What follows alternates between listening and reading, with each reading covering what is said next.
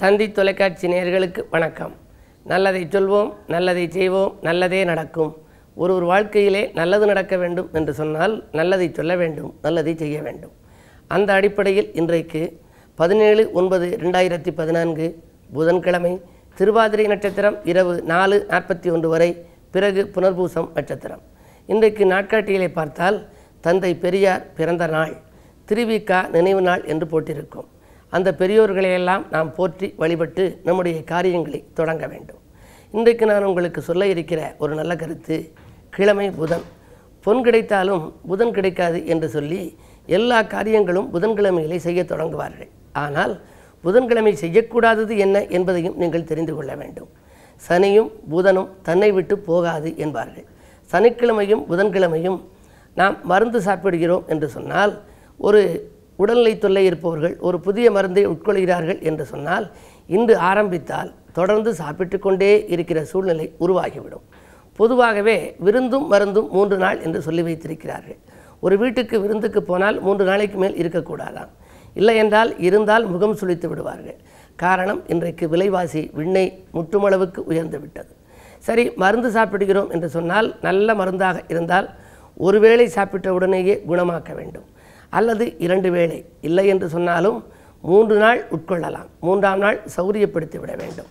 அப்படி விருந்தும் மருந்தும் 3 நாள் என்று முன்னோர்கள் சொல்லி வைத்திருக்கின்றார்கள். அப்படிப்பட்ட மருந்தை நாம் சாப்பிடுகின்ற பொழுது எதை நினைத்து கொண்டு சாப்பிட வேண்டும் என்றும் சொல்லி வைத்திருக்கிறார்கள். கண்டதையெல்லாம் நினைத்து கொண்டு சாப்பிடக்கூடாது. கண்ணதாசன் சொல்லுவார், சாப்பிடுகிற பொழுது குரங்கை மட்டும் நினைக்காதேன்னு சொன்னாராம் டாக்டரு. ஆனால் அந்த குரங்கினுடைய நினைப்பு தான் எனக்கு வந்தது அப்படின்னார். ஆகையினாலே எதை நாம் நினைக்கக்கூடாது என்று சொன்னால், நாம் நினைக்க வேண்டியது சித்தர்களை நினைக்க வேண்டும். சித்த வைத்தியம் பார்ப்பவர்கள் எல்லாம் சித்தர்களை நினைத்து கொண்டு அந்த மருந்தை உட்கொள்ள வேண்டும். மற்ற வைத்தியங்கள் ஹோமியோபதி, அலோபதி, மற்ற ஆங்கில வைத்தியங்கள் பார்ப்பவர்கள் எல்லாம் வைத்தியநாதரை நினைத்து கொள்ள வேண்டும், நாகராஜனை நினைத்து கொள்ள வேண்டும், அகஸ்தியரை நினைத்து கொள்ள வேண்டும். எல்லாவற்றிற்கும் மேலாக மருந்துகளுக்கே அதிபதியாக விளங்குகிற தன்வந்தரியை நினைத்து வழிபட்டுவிட்டு அந்த புதிய மருந்தை உட்கொண்டால் நோய் குணமாகும். மருந்தை சாப்பிடுகின்ற பொழுது மனக்குழப்பம் இருக்கக்கூடாது. இதை சாப்பிட்டால் குணமாகும் என்ற நம்பிக்கை இருக்க வேண்டும். அப்படி சாப்பிடுகின்ற பொழுதும் காக்கும் கடவுளாக விளங்குகின்ற மாதவா, கேசவா, கோவிந்தா என்ற நாமத்தை கூட வயோதிகர்களெல்லாம் சொல்லிக்கொண்டு சாப்பிடுவார்கள். காரணம், இறைவனுக்கு ஒரு பொருளை அர்ப்பணித்து விட்டு நாம் அதை உட்கொண்டால் அந்த பொருளில் உள்ள தோஷங்களெல்லாம் இறைவனுக்கு போய்விடும், யோகங்களெல்லாம் நமக்கு வந்துவிடும் என்ற நம்பிக்கையில் செய்வார்கள். எனவே சனியும் புதனும் தன்னை விட்டு போகாது என்ற அடிப்படையில் புதிய மருத்துவம் பார்க்க செல்பவர்கள் புதன்கிழமையும் சனிக்கிழமையும் செல்ல மாட்டார்கள். செவ்வாய்க்கிழமை மருத்துவம் பார்க்க சென்றால் அந்த நோய் விரைவில் குணமாகும் என்பது நம்பிக்கை என்ற நல்ல கருத்தை தெரிவித்து இனி இந்திய ராசி பலன்களை இப்பொழுது உங்களுக்கு வழங்கப் போகின்றேன். மேசராசி நேயர்களே, நல்ல வாய்ப்புகள் இல்லம் தேடி வருகின்ற நாள். நாடு மாற்ற சிந்தனைகள் மேலோங்கும். ராசிநாதன் செவ்வாய் 8லே சஞ்சரிக்கின்றார். சனியின் பரிபூர்ண பார்வை உங்கள் ராசியில் பதிவதால் நீங்கள் எதை செய்தாலும் கொஞ்சம் யோசித்து செய்ய வேண்டும். என்ன இருந்தாலும் விரயங்கள் கொஞ்சம் கூடுதலாகவே இருக்கும். குடும்பத்தில் ஒற்றுமை குறைவு ஏற்படாமல் பார்த்துக்கொள்வது உங்கள் புத்திசாலித்தனம்.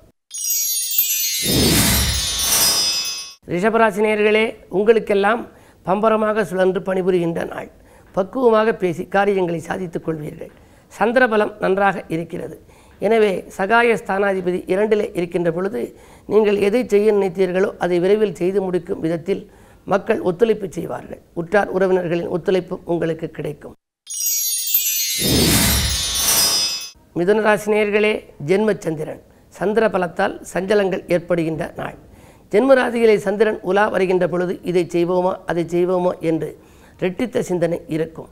பொதுவாகவே எதிர்மறை சிந்தனைகளை நினைத்தால் அதுவே நடந்துவிடும். எனவே நேர்முறையாக இது நடக்கும் என்ற நம்பிக்கை உங்களுக்கு வேண்டும். வலதுகை இடதுகை நீங்களாக நம்பிக்கை என்ற ஒரு கை இருக்குமானால் வாழ்க்கை என்ற கை மிக சிறப்பாக இருக்கும் என்று அடிக்கடி நான் சொல்வது வழக்கம். அந்த அடிப்படையில் இன்றைக்கு நீங்கள் திருமால் மீது நம்பிக்கை வையுங்கள். பெருமாள் வழிபாட்டை மேற்கொண்டால் பெருமைகளெல்லாம் உங்களுக்கு வந்து சேரும். ஏனென்று சொன்னால் இன்றைக்கு கிழமை புதன், உங்கள் ராசிநாதன் புதன். கடகராசி நேயர்களே, உங்களுக்கெல்லாம் உச்சம் பெற்ற குருவின் ஆதிக்கம் இருக்கிறது. தெய்வ பலத்தால் திருப்தி காண வேண்டிய நாள். இன்றைக்கு தேக நலனுக்காக ஒரு சிறு தொகையை செலவிடும் சூழ்நிலை உண்டு. வரவு திருப்திகரமாகவே இருக்கிறது. குடும்பத்தினரின் குணமறிந்து நடந்து கொள்வீர்கள். வாங்கல் கொடுக்கல்கள் ஒழுங்காகும். சிம்மராசி நேயர்களே, சுக்கிரபலம் அதிகரிக்கும் நேரம். அன்பு நண்பர்கள் ஆதரவு கரம் நீட்டுவார்கள். அடுத்தவர்கள் நலன்கருதி எடுத்த முயற்சிகளில் ஆதாயம் கிடைக்கும். பயணங்களாலும் உங்களுக்கு பலன் உண்டு. பெண்வழி பிரச்சனைகள் தீரும். வாங்கல் கொடுக்கல்கள் ஒழுங்காகும். கன்னிராசி நேயர்களே, உங்களுக்கெல்லாம் சவால்களை சமாளிக்க வேண்டிய நாள். சச்சரவை விட்டு சமாதானமாக செல்வதுதான் நல்லது. புதனும் சூரியனும் இருப்பதால் புத ஆதித்ய யோகம். எனவே கல்வி சம்பந்தமாக கலை சம்பந்தமாக எடுத்த முயற்சிகளில் வெற்றி கிடைக்கும். தொழிலுக்கும் புதிய முயற்சிகளில் ஈடுபட்டிருப்பீர்கள். ஒப்பந்தங்கள் வந்து சேரும். என்ன இருந்தாலும் சூரியனோடு ராகு இருக்கிறார். எனவே திடீரென பிரச்சனைகளையும் சந்திக்கக்கூடிய சூழ்நிலை இன்று உண்டு. அருகில் இருப்பவர்களை அனுசரித்து கொள்ளுங்கள். அப்பொழுதுதான் ஆதாயம் முழுமையாக கிடைக்கும். துலாம் ராசி நேயர்களே, வழிபாட்டின் மூலமே வளர்ச்சி காண வேண்டிய நாள். 2ஆம் இடத்திலே செவ்வாய். கோபத்தோடு நீங்கள் சில காரியங்களை செய்ய தொடங்குவீர்கள். கோபத்தை குறைத்து கொண்டால்தான் இன்றைக்கு இனிய நாளாக நீங்கள் மாற்றிக்கொள்ள இயலும். வாங்கல் கொடுக்கல்கள் சிறப்பாக இருந்தாலும் கூட சண்டை சித்திரவுகளின் காரணமாக பல நல்ல வாய்ப்புகளை இழந்து விடுவீர்கள். அது மட்டுமல்ல, வாழ்க்கை தேவைகள் கடைசி நேரத்தில் தான் பூர்த்தியாகும். மாலை நேரத்தில் விரயங்கள் கொஞ்சம் கூடுதலாகவே இருக்கிறது.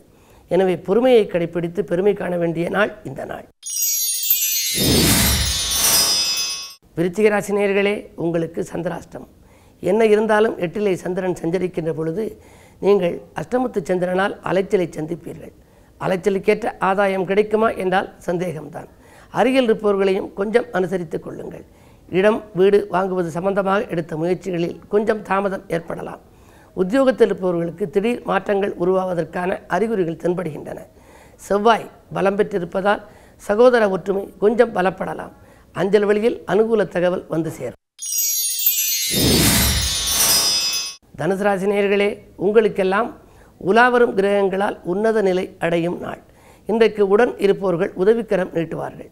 பணவரவு திருப்திகரமாக இருக்கிறது. அரசியல் ஈடுபாடு கொண்டவர்களுக்கு புதிய பொறுப்புகளும் பதவிகளும் கூட வந்து சேரும். என்ன இருந்தாலும் 8லே இருக்கக்கூடிய குரு கொஞ்சம் அலைச்சலை கொடுக்கலாம். ஆனால் அலைச்சலுக்கேற்ற ஆதாயம் கிடைக்குமா என்பது சந்தேகம்தான்.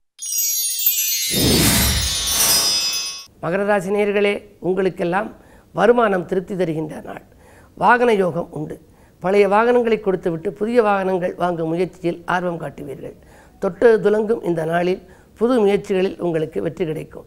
பஞ்சாயத்துக்கள் நல்ல முடிவுக்கு வரும். வீடு வாங்க வேண்டும், இடம் வாங்க வேண்டும் என்று ஆசைப்பட்டவர்கள் அது வாங்குவதற்கான அறிகுறிகள் தென்படுவது கண்டு வியப்படைவார்கள்.